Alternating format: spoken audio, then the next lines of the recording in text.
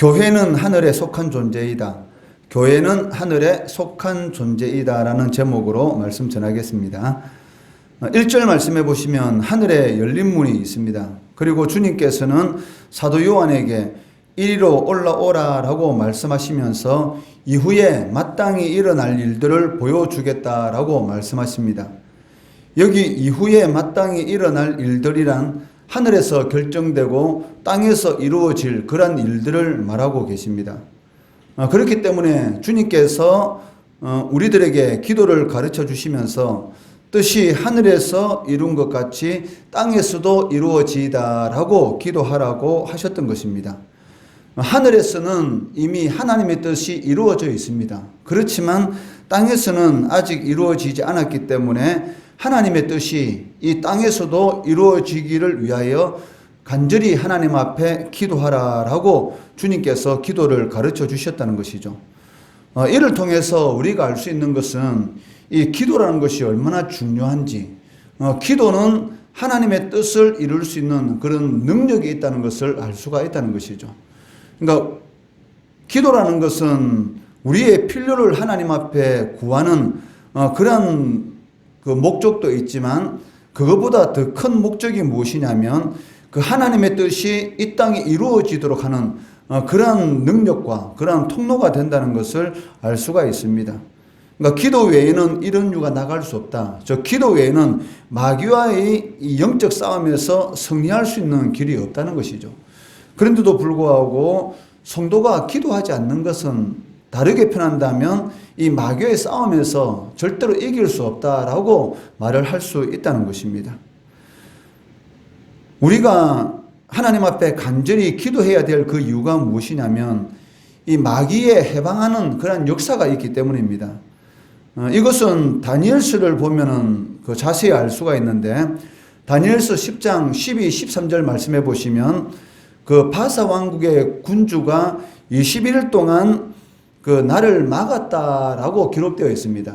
즉 다니엘이 하나님 앞에 결단을 하고 하나님 앞에 기도할 때에 이미 첫째 날부터 하나님께서 응답하셨죠. 그런데 그 기도의 그 응답에 대해서 이 사단이 막고 있었으므로 21일이라는 그 시간이 이렇게 지난 이후에 그 기도 응답이 되는 그 군대 장관인 이 미가엘이 와서 이 응답을 해주는 그 천사를 도와줌으로 인해서 다니엘에게 그 응답의 그 역사가 나타나는 것을 보게 된다는 것이죠. 이처럼 사단은 그 수단과 방법을 가리지 않고 성도들의 기도가 이 땅에서 이루어지지 못하도록 또 성도가 하나님의 뜻을 그 이루지 못하도록 여러 가지 계계를 부리고 있는데 그 사단과의 이 계계에서 이길 수 있는 그 방법은 기도 외에는 없다는 것입니다. 그리고 2절에 사도 요한이 그 성령에 감동되었다라고 말씀하고 있는데 이것은 그 성령 안에 있다라는 그런 그 의미를 가지고 있습니다. 즉 하늘에 있다라는 그런 의미와 똑같은 의미를 지니고 있다는 것이죠. 그 사도 요한은 그 밤모습이라는 곳이 있었지만 그 주님께서 이 환상을 통해서 하나님의 보좌 앞에 있는 것과 같은 그러한 체험을 가지도록 하셨던 것입니다. 그러한 체험이 바로 이 요한계시록을 기록할 수 있는 그러한 계기가 되었던 것이죠. 이어서 사도 요한은 그 하늘 성전에 대한 묘사를 하고 있는데 그 하나님과 하나님께서 앉으신 이 보좌에 대해서 말씀하고 있습니다. 그 2절, 3절 말씀해 보시면 내가 곧 성령에 감동되었더니 보라 하늘에 보좌를 베풀었고 그 보좌 위에 앉으신 이가 있는데 앉으신 이의 모양이 벽옥과 홍보석 같고 또 무지개가 있어 보좌에 둘렀는데 그 모양이 녹보석 같으라 라고 말씀하고 있습니다. 보좌는 그 천지 만물을 그 통치하고 다스리시는 그리고 심판하시는 그런 하나님의 능력 그리고 하나님을 의미하고 있습니다. 그리고 그 하나님에 대해서 이 표현하고 있는데 여러 가지 이 보석을 사용하고 있다는 것이죠. 그러니까 이 보석은 하나님의 영광을 나타냅니다. 어제도 말씀드렸지만 그 하나님의 이 영광에 대해서 인간의 언어로는 표현할 수 있는 그 방법이 없습니다. 그러니까 사도 요한이 그 하늘 보좌에 앉아 계신 그 하나님의 모습을 보았는데 그 모습이 얼마나 찬란하고 얼마나 아름답고 얼마나 위대하든지 그 인간의 이 언어로는 도저히 표현할 수가 없어서 인간이 이해할 수 있는 그런 단어를 사용한 것이 무엇이냐면 바로 이 보석인 것이죠. 이러한 보석을 통해서 하나님의 영광이 얼마나 찬란하고 위대하고 아름다운가 거기에 대해서 나타나고 있다는 것입니다. 이 2절 말씀은 그 신학적으로 우리가 표현한다면 하나님의 초월성과 내재성을 이렇게 말씀하고 있는 것입니다. 즉 하나님은 이 세상에서 초월해 계시지만 동시에 이 세상에 내재하고 계시다라는 그런 의미를 지니고 있다는 것이죠. 이 땅에 있는 이슬람이라든지 이런 불교라든지 그런 이 종교를 보면 이 초월성 하나만 그 강조한다든지 아니면 범신론, 이 땅에 있는 모든 자연 만물 속에는 신적인 속성이 들어있다. 이것이 이 불교라든지 이런 우상 종교가 강조하는 것입니다. 그렇기 때문에 그 오래된 이 고목을 보면 그 고목 안에도 신적인 그 속성이 들어있기 때문에 고목은 신이다라고 그 고목에다가 비나이다 하면서 제사를 지내고 이 섬기는 것을 볼 수가 있고 또 이상한 모양을 가진 이런 바위를 보면 특히 이 팔공산의 뭐 갓바위와 같은 그러한 바위 앞에서 이 비나이다고 섬기고 있지 않습니까?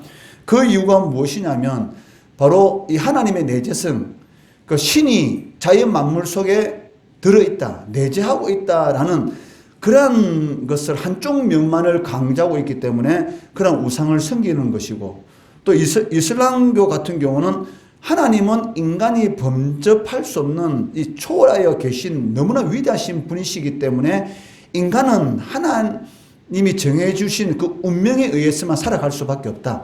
그러니까 운명주의자들인 거죠, 이슬람교는.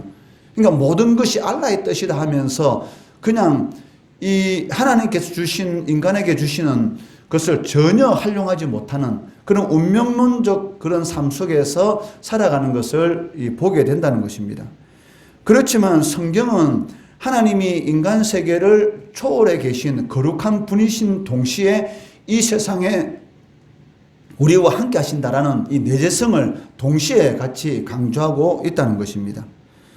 그러니까 하나님이 초월하고 계신 분인 동시에 이 땅 가운데 내재하신다는 이 초월성과 내재하심이 동시에 역사하지 않는다면 인간의 구원이라는 것은 있을 수가 없습니다. 왜냐하면 하나님이 그 인간의 몸을 입고 이 세상에 오셨는데도 불구하고 아담과 하와가 지은 그 원죄를 가지고 태어나지 않은 그 그런 성령의 역사로 말미암아 이 세상에 육신을 입고 왔다는 것을 받아들일 수가 없다는 것이죠. 그렇기 때문에 이슬람 같은 경우도 예수님을 하나의 선지자로 그런 마호멧과 같은 선지자로서만 인정하는 것이지 하나님으로서는 인정을 하지가 않습니다. 왜냐하면 이 내재성을 인정하지 않기 때문인 것이죠. 그렇지만 하나님은 어떤 분이십니까?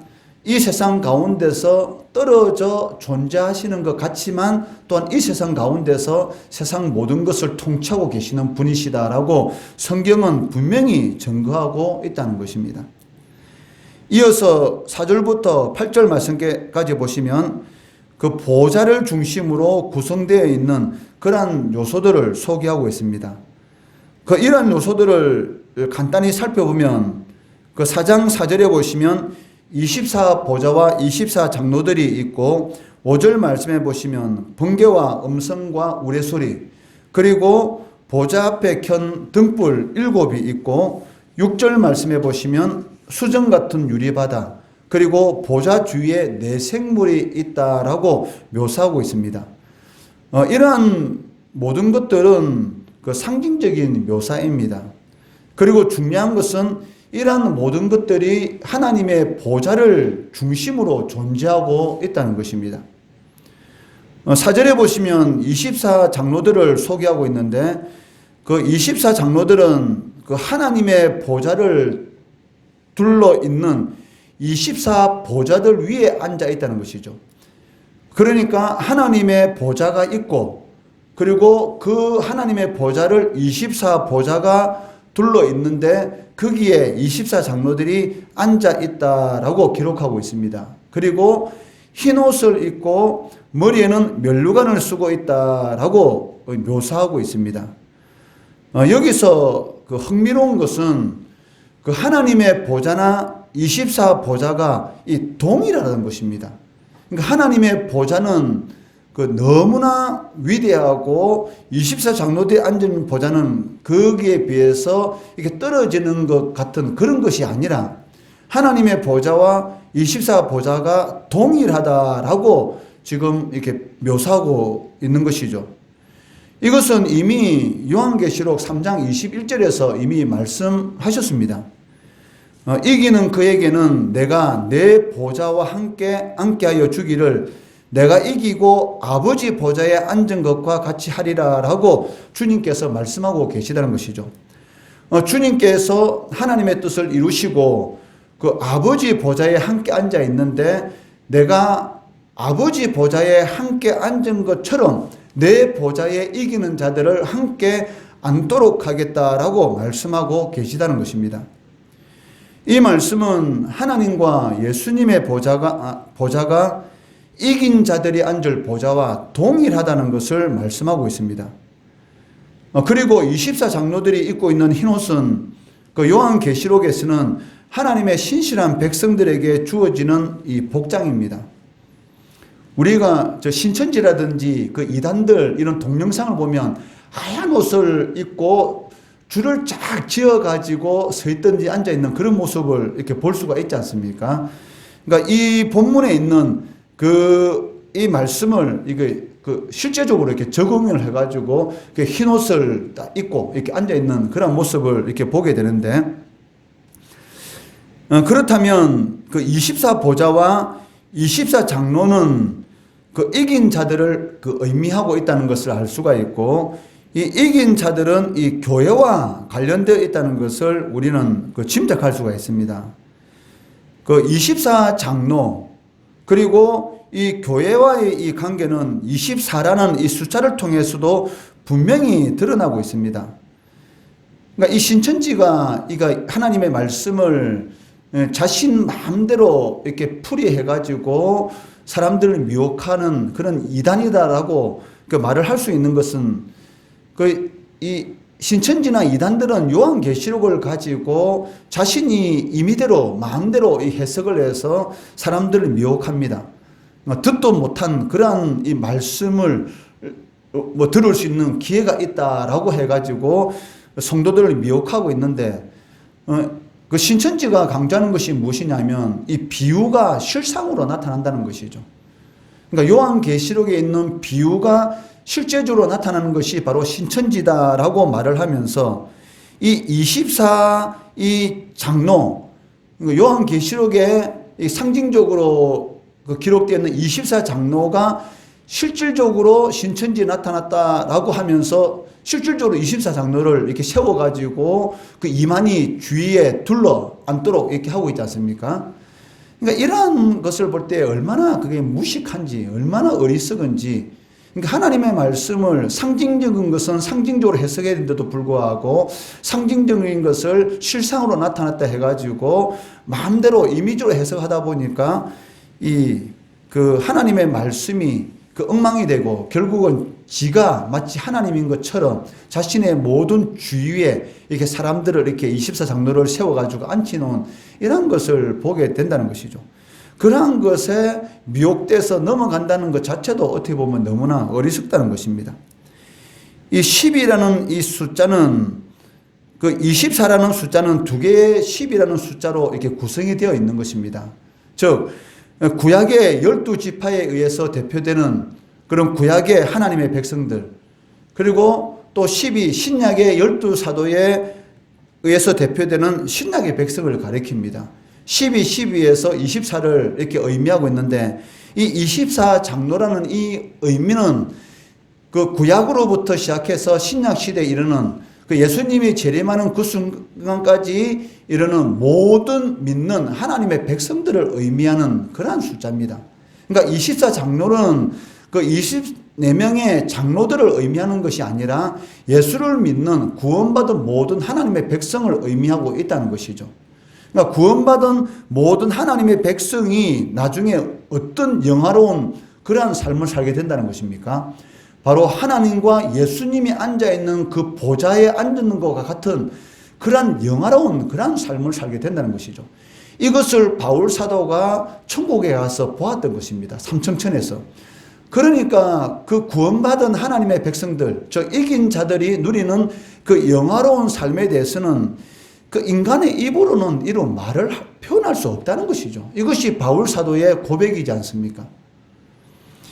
믿는 자들이 누리게 될 그 영화로운 삶이라는 것은 우리가 생각하는 것하고는, 그러니까 인간의 머리로서는 도저히 상상할 수 없는 그러한 영화로운 삶입니다. 그렇기 때문에 구원받은 하나님의 교회가 하나님 앞에서 할 수 있는 것은 무엇입니까? 오직 거룩하다, 거룩하다, 거룩하다. 하나님의 보좌 앞에서 영원토록 찬양과 영광과 존귀를 돌려드릴 수밖에 없는 그러한 삶을 살아갈 수밖에 없다는 것이죠. 바울 사도는 빌립보서 3장 20절 말씀에서 그러나 우리의 시민권은 하늘에 있는지라 거기로부터 구원하는 자 그 주 예수 그리스도를 기다리노니라고 말씀하고 있습니다. 그러니까 24장로라는 것은 이 교회의 정체성을 의미하고 있는데 교회가 하늘에 존재한다라고 말을 하고 있다는 것이죠. 그러니까 하늘에 존재하는 이 교회가 이 땅 가운데 하늘에는 그 완성된 승리한 교회, 그렇지만 이 땅에 있는 교회는 무엇입니까? 아직까지는 불완전한 교회. 그렇지만 우리가 이 땅 가운데서 불완전한 그런 삶 가운데 있지만 하나님의 말씀을 지키고 주님의 이름을 배반하지 않고 끝까지 승리의 길을 걸어간다면 승리하는 교회로서의 영화로운 그런 삶을 살게 된다는 것이죠. 그 보좌를 둘러싸고 있는 요소 두 번째는 무엇입니까? 5절 말씀해 보시면 번개와 음성과 그 우레소리가 이렇게 있다라고 말을 하고 있는데 이것은 그 출애굽기 19장 16절의 말씀, 즉 시내산에 하나님께서 나타나셨던 그러한 모습을 보여주고 있습니다. 출애굽기 19장 16절 말씀해 보시면 셋째 날 아침에 우레와 번개와 빽빽한 구름이 산 위에 있고 나팔 소리가 매우 크게 들리니 진중에 있는 모든 백성이 다 떨더라라고 기록하고 있습니다. 즉 사도 요한은 이 요한계시록 이 보좌에 앉아 계신 하나님의 모습을 묘사하면서 그 신의 산을 요동시켰던 그런 하나님을 다시 한 번 더 소망하고 있다는 것이죠. 즉 그러니까 주님이 재림하시게 되면 그 사도 요한이 이 요한계시록을 기록할 때가 AD 90에서 100년 사이인데 그때 로마 황제 숭배로 인해서 그 신자들이 이 어마어마한 고통을 당하고 있을 그런 당시입니다. 그 로마 그 황제 숭배를 하지 않으면은 십자가에 매달려서 그 위에 기름이 부어지고 불에 타 죽는, 아니면 콜로세움 경기장에서 이 사자의 밥이 되는 그런 어마어마한 핍박이 있는 그 당시에 사도 요한이 이 요한계시록을 이렇게 기록하게 되는데 그 요한계시록을 기록하면서 오늘 이 5절 말씀, 이 번개와 음성과 우레소리가 보좌에 있다라는 이 말은 바로 주님이 다시 오실 때의 그런 모습들, 믿지 않는 자들이 얼마나 두려운 가운데 처할 것인가, 반대로 믿는 자들이 얼마나 그 주님의 재림하시는 날이 그 영화로운 날이고 기쁜 날인가에 대해서 말씀하고 있다는 것이죠. 즉 고난 가운데서 신앙생활하는 성도들에게 위로의 말을 전하고 있습니다. 요한계시록 16장 18절에 보시면 번개와 음성들과 우레소리가 있고 또 지진이 있어 얼마나 큰지 사람이 땅에서 온 이래로 이같이 큰 지진이 없었더라라고 말씀하고 있습니다. 재작년입니까? 그때 저 포항에 큰 지진이 나가지고 이 부산이라든지 이 경남 이 지역이 이 흔들리는 그런 일들이 있었거든요. 그때 시민들이 얼마나 두려워서 떨었는지 모릅니다. 시민들이 그때에 이 아파트에 사는 사람들은 그 아파트 밖으로 뛰쳐나오고 그렇게 했어요. 그때 포항에 그때 강도 그때 강도 어마어마하게 높은 정도의 그 지진이 그때 한번 났었는데, 그런데 그 지진은 아무것도 아니란 것이죠. 주님께서 재림하실 때에 이 지축을 흔드는 그런 그 공포, 그 두려움은 믿지 않는 자들에게서는 어마어마한 두려움으로 임하게 된다라고 기록하고 있다는 것입니다. 그리고 보좌를 둘러싸고 있는 세 번째 요소는 그 6절에 보시면 수정과 같은 유리바다입니다. 그 이와 유사한 구절이 계시록 15장 2절에 불이 섞인 유리바다라고 표현되어 있습니다.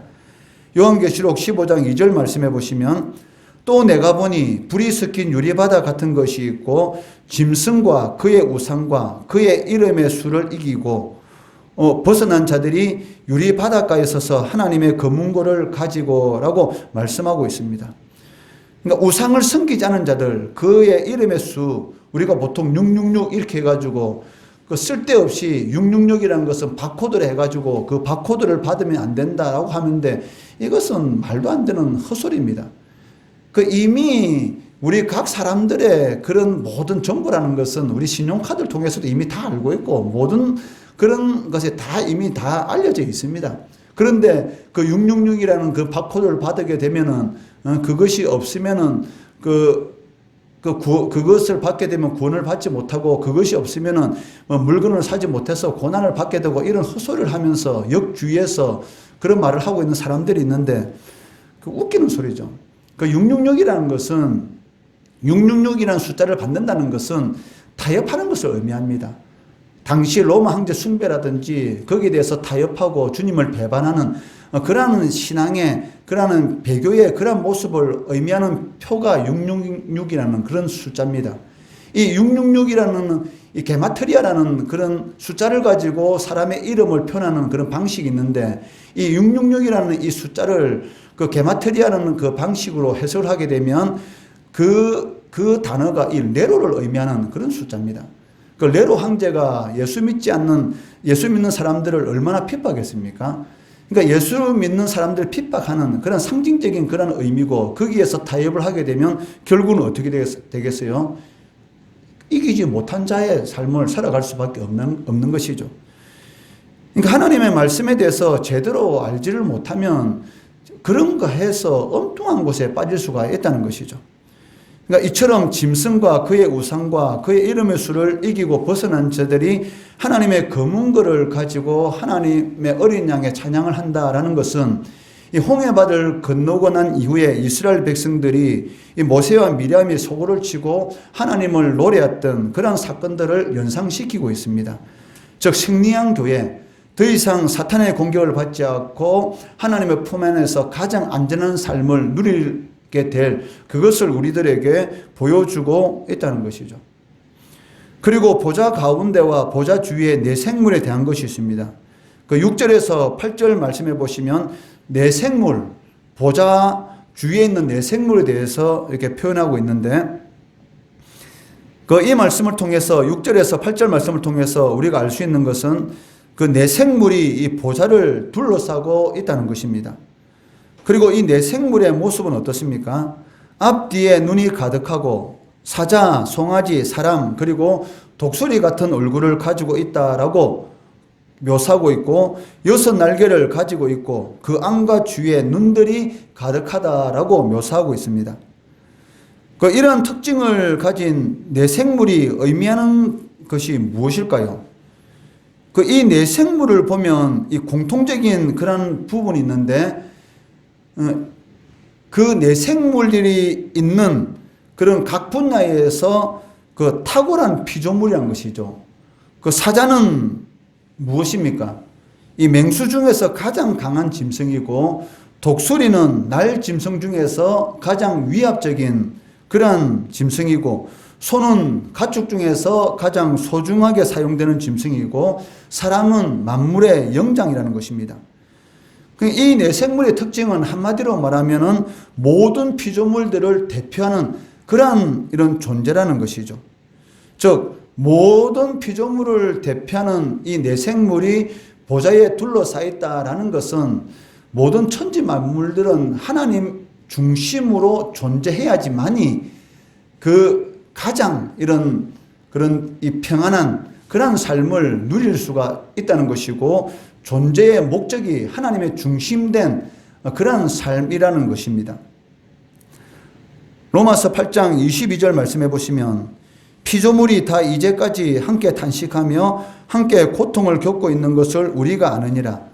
그러니까 인간이 타락함으로 말미암아 인간뿐만이 아니고 모든 피조물들이 한꺼번에 다 타락하게 된 것이죠. 그리고 고통을 겪고 있다라고 말을 하고 있고, 모든 피조물들이 고대하는 것이 무엇입니까? 우리 예수 믿는 사람들만 예수 그리스도의 재림을 고대하는 것이 아니라 이 땅에 있는 모든 피조물들이 고대하는 것이 무엇이냐? 로마서 8장 19절 말씀해 보시면 하나님의 아들이 나타나는 것이다 라고 말씀하고 있다는 것이죠. 그렇기 때문에 사도 요한은 이 피조물을 대표하는 이 네 생물들을 통해서 예수 그리스도께서 재림하실 때에 완성되게 되는 그런 새 하늘과 새 땅, 그리고 새 예루살렘에 대해서 말씀하고 있다는 것이죠. 그러니까 성도가 이 땅에 살아갈 때에 하나님을 중심으로 삶을 살아가야지만이 새 하늘과 새 땅의 그러한 그 역사를 누릴 수가 있다는 것입니다. 그리고 8절에서 마지막 11절까지는 창조주 하나님에 대한 그런 찬양과 예배에 대해서 말씀하고 있습니다. 내 생물이 하는 일이 무엇입니까? 하나님께 지으신 모든 피조물들을 대표하는 내 생물이 하는 것은 쉬지 않고 하나님을 찬양하는 것이죠. 시편 150편 마지막에 끝나는 말씀이 무엇입니까? 여호와를 찬양하라는 그 말씀으로 시편이 이 마무리되는 것을 볼 수가 있는 것이죠. 그러니까 호흡이 있는 자마다 여호와를 찬양할지니라. 그러니까 천지 만물을 창조하신 그 하나님의 목적이 무엇이냐면 오직 하나님을 중심으로 살아가는 것이고 하나님을 찬양하는 것입니다. 그런데도 불구하고 이 목적에서 벗어난 삶을 살아가는 사람이 과연 진정한 행복한 삶을 살아갈 수가 있는가? 하나님의 복된 삶을 살아갈 수가 있는가? 그것은 불가능한 것이죠. 11절 말씀해 보시면 우리 주 하나님이여 영광과 존귀와 권능을 받으시는 것이 합당하오니 주께서 만물을 지으신지라 만물이 주의 뜻대로 있었고 또 지으심을 받았나이다 하더라 라고 기록하고 있습니다. 주님을 찬양하는 것은 합당한 것입니다. 당연한 것인데도 불구하고 주님을 찬양하지 않는 그러한 삶을 살아가는 것은 당연한 것을 하지 않는 것, 그러니까 하나님을 대적하는 것이죠. 그러니까 주님을 찬양할 수 있는, 그러니까 주님께서 만물을 창조하신 그 뜻대로 우리가 살아갈 수 있다는 것, 이것만큼 큰 은혜는 없다는 것입니다. 그리고 이 땅에서도 우리가 그러한 은혜를 누리고 있고, 그리고 우리의 생명이 끝나는 날 새하늘과 새 땅에서 말할 수 없는 그러한 영화로운 그러한 삶을 살아간다는 것이죠. 오늘 말씀 제목처럼 교회는 하늘에 속한 존재입니다. 우리가 비록 육신을 입고 이 땅에 살아가고 있지만 우리의 시민권은 하늘에 있고 하늘 보좌를 둘러싸고 있는 24 장로처럼 그 머리에 쓴 멸류관을 하나님 앞에 내려놓는 것처럼 우리가 가지고 있는 모든 것들은 하나님께서 주신 것입니다. 그런데 마치 그것을 내가 어떠한 노력과 내 능력으로 가진 것처럼 그 멸류관을 내 머리에 계속 쓰고 있으면서 그 하나님 앞에 교만하고 자만하는 그런 삶을 살아가면 안 된다는 것이죠. 하나님께서 만물을 하나님의 뜻대로 세웠으니 하나님을 찬양하는 하나님의 중심의 삶을 살아가는 것은 합당한 것입니다. 그러한 삶을 살아가는 자들에게 이 땅에서도 천국의 삶, 바로 성찬이 그러한 모습이지 않습니까? 주님께서 우리들에게 성찬 예식을 주신 이유는 무엇입니까? 어린 양의 혼인잔치를 이 땅에서도 맛볼 수 있는 그런 은혜를 주시는 것과 마찬가지로 땅에서도 우리가 천국의 그런 삶을 살아갈 수가 있다는 것이죠. 이러한 하나님께서 만물을 지으신 그 뜻대로 살아가시고 또 하나님을 찬양하는 합당한 삶을 통해서 우리가 육신을 입고 불완전한 그런 교회 모습을 가지고 있지만 천국에 있는 그런 승리한 교회 모습을 이 땅에서도 체험할 수 있는 그런 성도들 되시기를 주의 이름으로 축원합니다.